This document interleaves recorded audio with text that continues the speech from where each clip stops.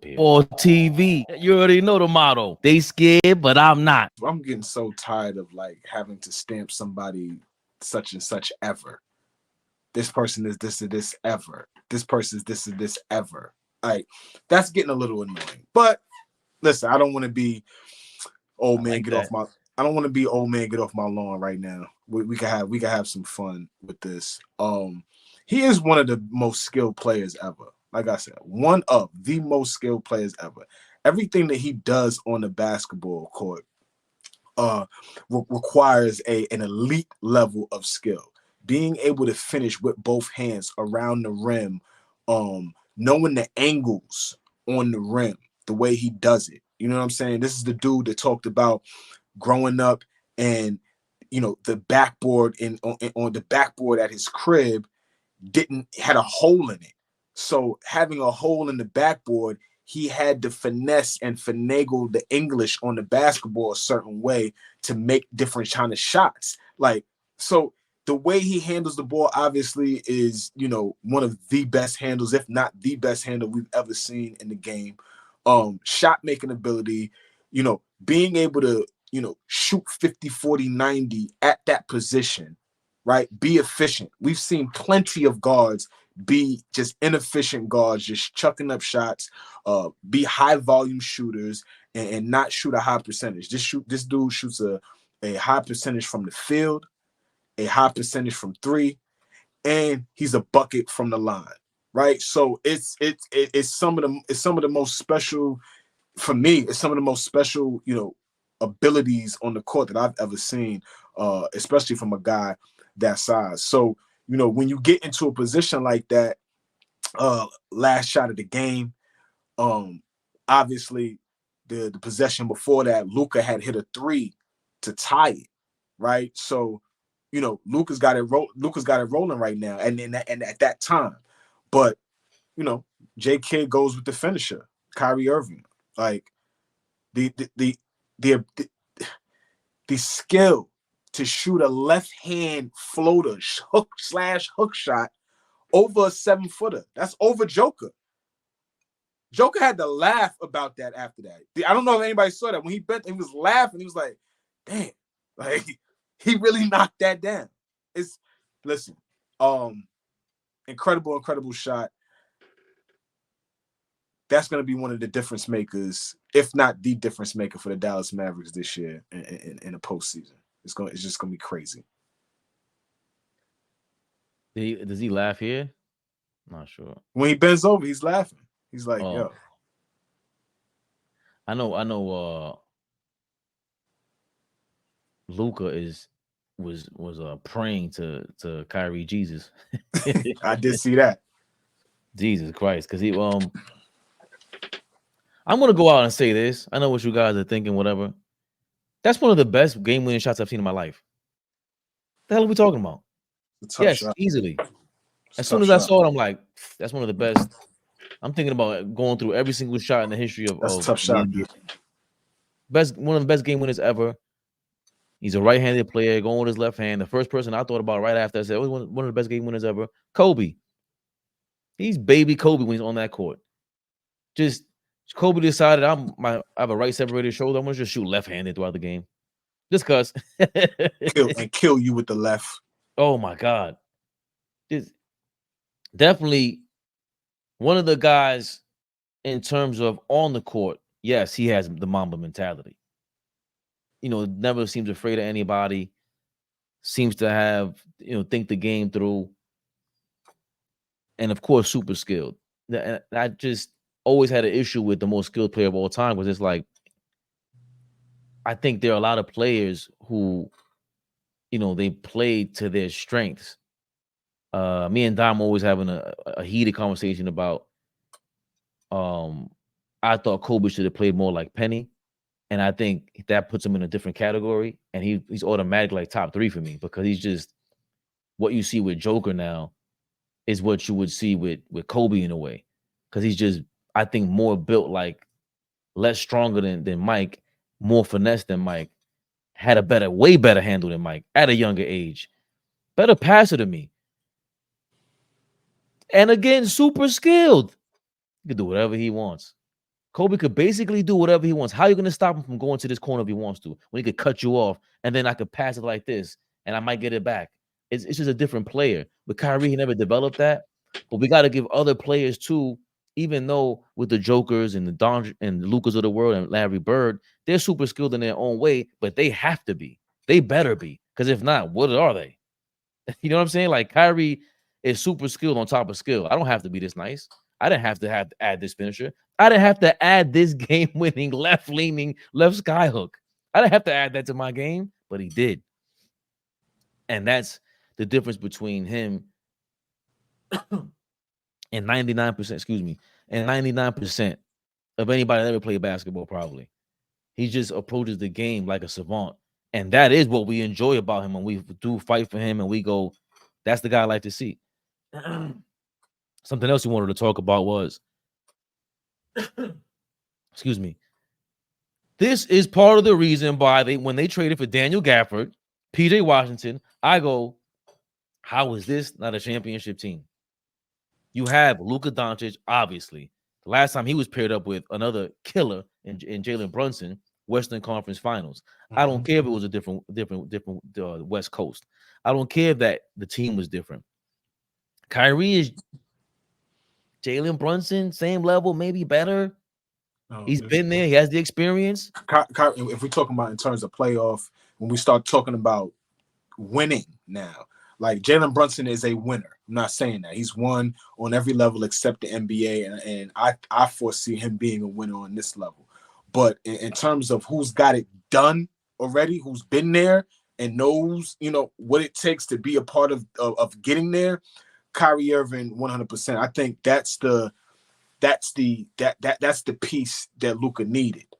Somebody that's been there, somebody that has that hunger to win. Like we say what we want. Kyrie Irving is still a guy that's super competitive, that wants to win, that is a champion, is looking to add more championships. Like he's that type of guy. Like I don't care what nobody said. We could all that off the court stuff. Y'all have your opinion on that. That's a whole nother conversation. But just in terms of wanting to win, that dude is still, after championships, after playing at a high level, after playing late into May and June and things like that. So I think this is going to be a huge piece for them, in the playoffs, when every game counts, every possession counts. And I like this comment right here, Cameron Goldberg, because I really don't like Kyrie as a person. As a player, he is great, not as a person. I think I remember a time, and me and Tu we're about to go back and forth, and then we held off on the argument. I remember a time when Kobe Bryant was the most hated basketball player, easily, by far. By far. People had their reasons. The thing with Shaq, he came in as a fake Michael Jordan to us, so he already was behind the 8-ball. Then he got Shaq traded, and of course, the personal court case that he caught, which is, if I got to be 100% transparent about that. If you read the court case documents and everything, I don't know how to feel about that case. There is no one way or another when it comes to that for me. And a lot of people feel that way. So I can't be mad at you if you hated Kobe Bryant after reading those documents. But the fact also is, it wasn't until the Redeem Team that people really started giving this new image to Kobe Bryant. The Mamba mentality is a Nike promotion to like Kobe Bryant. That was all planned and it was strategized. Kyrie Irving doesn't really have that. He moves to the beat of his own drum. He has a way different story. I think there was something that was happening to him that every young man goes through when he was playing for the Cavaliers, and he just has this awakening. I'm 26, 27 years old, entering the prime of my life. When a man is between 27 and 35, he's starting to, you ain't never going to feel like that again. You ain't never going to feel like that again. You ain't going to feel that young again. Everything about life, the recovery is way different. Everything, intimacy, basketball, whatever you want to do, it's going to be different. That's the last time you're going to feel that way, and probably the smartest you're going to be while going about doing those things. And Kyrie just had this awakening. The earth is flat. He came on ESPN First Take and just had this attitude. And it was just like, remember, his mom died when he was a teenager. All these things combined, he's just finding his identity. when he was 2 years old. Oh, I thought he thought when he was a teenager. No, believe when he was 2 years old. I looked that up just to clarify it. But the point is, he's been through a lot. Shout out to Diedrich. Shout out to all his people from the BX to raise a kid, anyone to make it to the league like that and become this savant. Because I think alongside this guy, there is a lot to him that's quite smart. He didn't get to Duke by accident, I don't think. And when you hear him talk and he's not defensive, I love listening to Kyrie Irving. If he had a chance to talk about why he thought the earth was flat and he didn't take the position that we all do on social media, which is, oh, let me hold on to this thing because I said it. If you would have had an elaborate conversation and realized, like, oh, damn, maybe I'm wrong, he would have came to the same conclusion that so many other people have came to. I'm talking to a lot of people that think the earth is flat. Smart people that think the earth is flat. I think they're nuts for thinking so. And my simple reasoning for that is Einstein didn't think so. And that guy is legit smart. I'm a big fan of Albert Einstein. That guy didn't think none of that. He wouldn't have came up with whatever other theory for this. I don't want to veer off here, Flea. But the point is, but Kyrie, I think, came to the same conclusion that so many of us have. That's it. I think he should be allowed to be wrong. The whole thing that happened when he was with the Nets wasn't it. That was, again, him standing on a position and not really seeing what was going on. You have a Nets reporter there, Nick Friedel, looking to pick at you. It's continuous. This is why you can make a statement like, I really don't like Kyrie Irving as a person. As a player, he's great, not as a person. You don't know that man. I mean, respectfully, Cameron, you don't know him. Like, that's where I'm at. Like, you don't know him personally. You haven't sat down and had a meal with him, drank a cup of coffee, right? Like, you know, so on a personal level, I think that's where we sometimes get confused because we digest what is given to us to digest, and we digest what's given to us to digest, and then we have access, right? That's the wildest part of it because there's an in-between right, that we have no access to. You know what you see, and then you have the access, right? If you wanted to reach out to Kyrie Irving personally right now, you could do that, right? This is just the time we in. So you feel some type of personal connection to who he is, whether that's like or dislike, but it's really fake, to be honest. And I'm being respectful to everybody right now. It's fake because nothing authentic about it because we don't know them. We don't know them. We can have opinions on stances and and what we see and what we hear and what everything like that. But if we ever got an opportunity to get the in between, having access to say, hey, I don't like you in your DMs, and what we just see on the TV, I think we will feel different about a lot of different people, not just athletes, just people in general. So, but in terms of him just being the most skilled player ever, I think he's up there. Like I said, we need to stop with this ever word, like ever. But I think they tie into each other because I think, but at a certain point, Kobe would have been like, I ain't talking to this dude no more. He wouldn't have respected Kyrie the way that he did unless he spoke the way that everybody, because what if Dom say in the group chat immediately, yo, you don't think this, that. I get a lot of Kyrie or you hate Kyrie Irving. Yeah, you get a lot of smoke for that. because I criticize, because I said, yo, I think skill is way more than just dribbling, shooting, and finishing at the basket. And if that's the case, he's the best finisher and best handles of all time. Okay, that's two things. What about defense? If you don't count that as skill, that's crazy to me. And then it's limited on who he could do all that stuff to. Because of his size. That's it. Right. He's the best. Right. He's the most skilled player at 6'3" and under. But I don't want you to get it confused, Cameron. Like, I'm not attacking you the same way you're not really attacking Kyrie. Right. Period. Right. We're not. That wasn't even the angle. No. No, but in this world we live in, it's so easy to feel this way because of how Kyrie does come off because of that limited amount. He doesn't have it's not a post-game podcast. It's a post-game interview. We have 2 minutes to answer a question. It's a pre-game interview. Well, when he does have the time, go on IG Live to do these things, he didn't do it either. So that's why I don't want to absolve him of any of this. The same way you know, with the vax and all that stuff was going on, I was one of the only people that defended him. Bro, you are a athlete and not just a normal athlete. You take it seriously. It looks like you take it way more seriously than anybody, including the guy who you look like the most in Allen Iverson, and aside from Rod Strickland, where it's like you're Allen Iverson, but way more refined and taking the game seriously. Left hand, right hand, everything. That guy, we fell in love with just watching the game from you. So in order for you to perform all that, you had to be at a superstar physical level that I don't think any of you guys needed to take the vax because you guys were all around each other. So the fact that I've always said in the NBA, right now we flirt with LeBron being taking PEDs and stuff like that. They have testing for that. If you take the wrong pill from GNC and you are totally innocent and you test for something that's illegal, they're suspending you. You're losing money. Well, the vax at the time, it said, we don't know what's in here. Just take it. What if it had one of the suspended things in there? I mean, that's the spirit. No.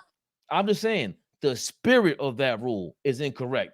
What I'm saying is that Kyrie never even came at it that way. He was just too defensive. You have to at least exercise the smarts that we know you have.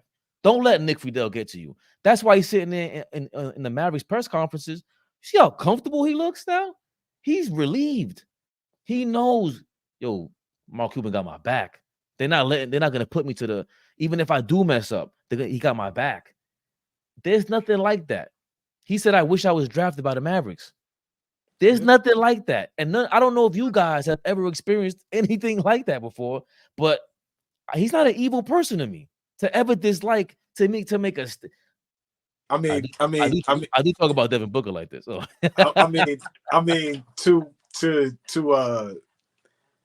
to validate what you're saying, yeah, he did say that about the Dallas Mavericks. But damn it, everybody that ever plays for that organization speaks resounding of being able to play for Mark Cuban.